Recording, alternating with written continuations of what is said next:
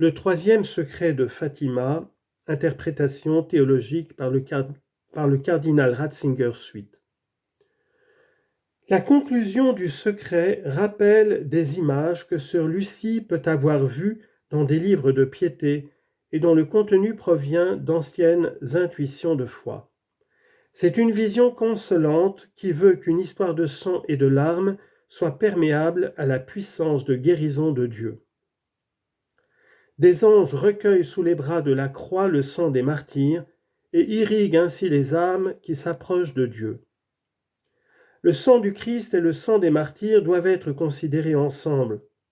Le sang des martyrs jaillit des bras de la croix. Leur martyre s'accomplit en solidarité avec la passion du Christ. Il devient un tout avec elle. Il complète pour le corps du Christ ce qui manque encore à ses souffrances, comme le dit saint Paul aux Colossiens, chapitre 1, verset 24. Leur vie est devenue elle-même Eucharistie, incorporée dans le mystère du grain de blé qui meurt et qui devient fécond. Le sang des martyrs est semence de chrétiens, a dit Tertullien. De même que de la mort du Christ, de son côté ouvert est née l'Église, de même la mort des témoins est féconde pour la vie future de l'Église. La vision de la troisième partie du secret, tellement angoissante à ses débuts, s'achève donc sur une image d'espérance. Aucune souffrance n'est vaine, et précisément une Église souffrante, une Église des martyrs, devient un signe indicateur pour l'homme à la recherche de Dieu.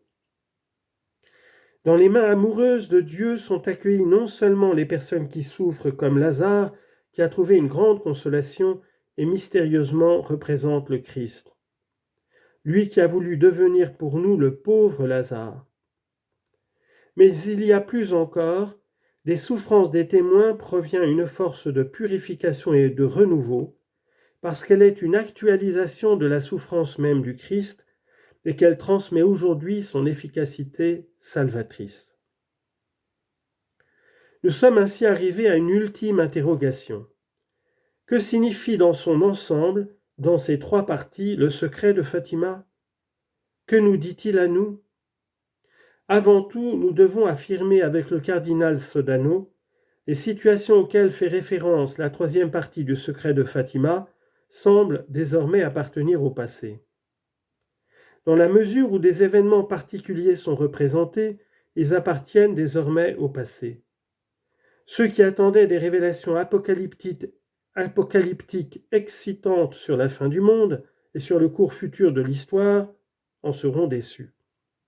Fatima n'offre pas de telle satisfaction à notre curiosité, comme du reste en général la foi chrétienne qui ne veut pas et ne peut pas être une pâture pour notre curiosité. Ce qui du reste, nous l'avons vu dès le début de notre réflexion sur le texte du secret, l'exhortation à la prière comme chemin pour le salut des âmes et dans le même sens l'appel à la pénitence et à la conversion. Je voudrais enfin reprendre encore une autre parole clé du secret devenue célèbre à juste titre. Mon cœur immaculé triomphera. Qu'est-ce que cela signifie ? Le cœur ouvert à Dieu, purifié par la contemplation de Dieu, est plus fort que les fusils et que les armes de toutes sortes. Le fiat de Marie, la parole de son cœur, a changé l'histoire du monde parce qu'elle a introduit le Sauveur dans le monde. Car, grâce à son oui, Dieu pouvait devenir homme dans notre monde et désormais demeurer ainsi pour toujours. Le malin a du pouvoir sur ce monde, nous le voyons et nous en faisons continuellement l'expérience. Il a du pouvoir parce que notre liberté se laisse continuellement détourner de Dieu.